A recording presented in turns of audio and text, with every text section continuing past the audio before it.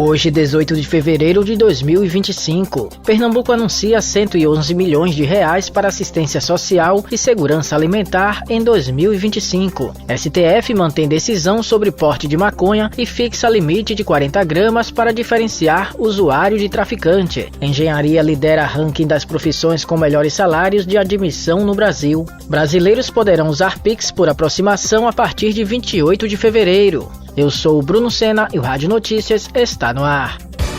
Rádio Notícias, a informação na hora certa. Um panorama atualizado do que está acontecendo no Brasil e no mundo, você ouve aqui. Rádio Notícias.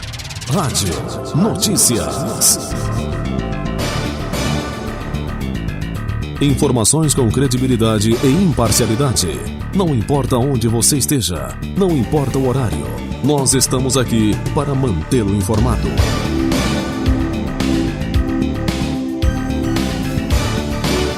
Rádio Notícias. A informação na hora certa.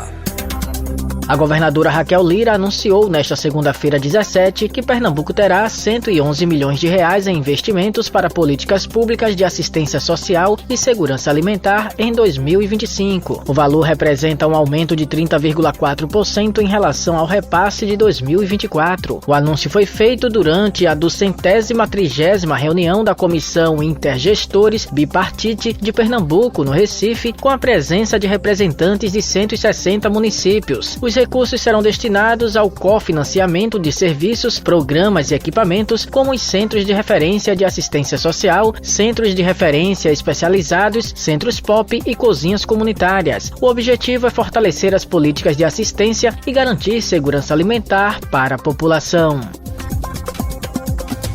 Ovos terão data de validade carimbada na casca a partir de março. Quem traz mais detalhes é Ailton Moreno. A partir de 4 de março, os ovos destinados ao consumo direto deverão ter a data de validade carimbada na casca, conforme determinação do Ministério da Agricultura e Pecuária. A medida, que visa garantir maior segurança alimentar e facilitar o rastreamento dos lotes, também exige que cada ovo seja identificado com o número de registro do estabelecimento produtor. A tinta utilizada na marcação deve ser tóxica e própria para alimentos. A mudança ocorre em um contexto de aumento no consumo de ovos no Brasil, impulsionado pela alta do preço da carne. Em 2024, enquanto o preço da carne subiu 20,8%, o ovo registrou queda de 4,5%. No entanto, em 2025, o cenário começou a se inverter, com novos ajustes nos preços. Com informações para o Rádio Notícias, Ailton Moreno. O Supremo Tribunal Federal manteve a decisão que descriminalizou o porte de maconha para uso pessoal e fixou o limite de 40 gramas ou até 6 plantas fêmeas para diferenciar usuários de traficante. A decisão não legaliza o porte da droga, que continua sendo um comportamento ilícito, mas sem consequências criminais. O usuário poderá receber advertência e ser obrigado a comparecer a cursos educativos sem pena de prestação de serviços comunitários. Apesar do limite estabelecido, o usuário ainda pode ser considerado traficante caso haja indícios de comercialização, como balanças, embalagens ou registros contábeis no momento da abordagem. A informação na hora certa. Rádio Notícias. Vamos conferir as principais notícias nos portais, blogs e sites de Pernambuco. Tá nos portais, blogs e sites.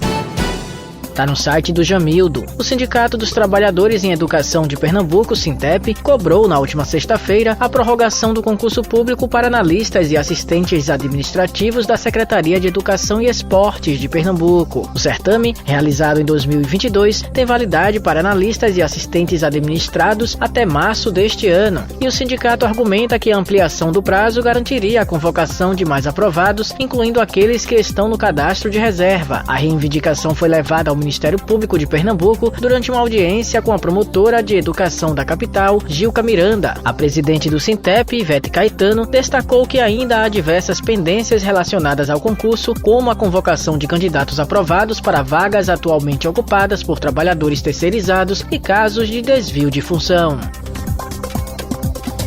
Tá na Folha de Pernambuco. O Hospital Agamenon Magalhães, localizado no bairro de Casa Amarela, zona norte do Recife, está passando por um período de escassez no estoque de leite materno. Diante desse cenário, a unidade de saúde está solicitando doações de leite materno para garantir o atendimento de bebês prematuros internados no hospital. Podem doar mães saudáveis que estejam amamentando e tenham excedente de leite. O Hospital Agamenon Magalhães disponibiliza uma equipe especializada para orientar as doadoras e facilitar o processo, incluindo a coleta domiciliar em toda a região metropolitana do Recife. As interessadas podem entrar em contato com o Banco de Leite Humano do hospital pelo telefone DDD 81 3184 1690 ou comparecer à unidade para mais informações.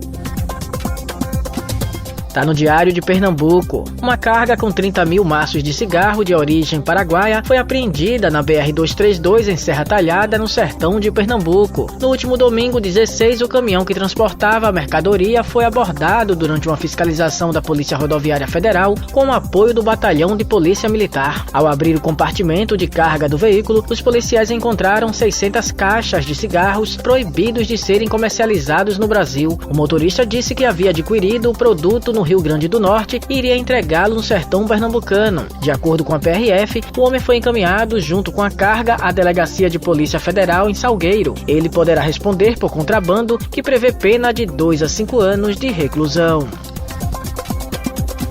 O Rádio Notícias volta já. Rádio Notícias. A informação na hora certa. A cidade de Buriticupu, no Maranhão, decretou estado de calamidade pública devido ao avanço da Vossoroca, um fenômeno de erosão que ameaça pelo menos 250 casas. O município, localizado a 400 quilômetros de São Luís, registra esse processo desde 2014, segundo o Serviço Geológico do Brasil. A medida permite a desapropriação de imóveis em áreas de risco e prevê a realocação das famílias afetadas para locais seguros. Especialistas apontam que a Vossoroca ocorre em solos arenosos comuns no Nordeste e que a ação humana pode intensificar o fenômeno devido ao uso inadequado do solo. Além disso, a cidade está sob alerta de fortes chuvas. O período chuvoso, conhecido como inverno maranhense, pode agravar a erosão e aumentar os riscos para a população.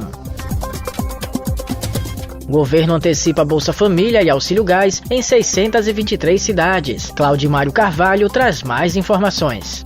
O governo federal unificou o pagamento do Bolsa Família e do Auxílio Gás em 623 municípios que enfrentam situações de emergência ou calamidade pública.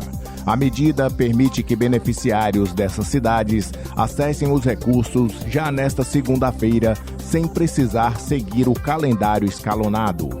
A decisão atende mais de 1.500.000 lares com um investimento em torno de R$1 bilhão pelo Bolsa Família. Pelo Auxílio Gás, 358 mil famílias serão contempladas com um repasse de mais de R$38 milhões. A antecipação alcança 9 estados afetados por enchentes ou estiagem, incluindo todos os municípios do Amazonas e do Rio Grande do Sul, além de cidades na Bahia, Minas Gerais, Mato Grosso, São Paulo, Sergipe, Paraná e Piauí. A medida valerá por 2 meses. Caso a situação de emergência persista, as prefeituras poderão solicitar a renovação do calendário unificado.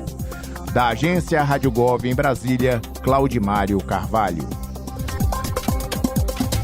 Um levantamento nacional revelou que carreiras ligadas à engenharia dominam a lista das profissões com maiores salários iniciais no Brasil. Entre as 10 primeiras posições, 7 são ocupações da engenharia. O maior salário médio de admissão foi registrado para engenheiros de computação, com R$ 13.794, seguido por engenheiros de Minas, R$ 13.055, e diretores de espetáculos, com R$ 11.716. A pesquisa também mostrou que o salário médio de admissão no país subiu 2% em 2024, alcançando R$ 2.178. O setor industrial tem a maior média salarial inicial, seguido pelos serviços, agropecuária e comércio. O estudo destaca ainda que o baixo desemprego e a disputa por profissionais qualificados têm impulsionado os salários de admissão no Brasil.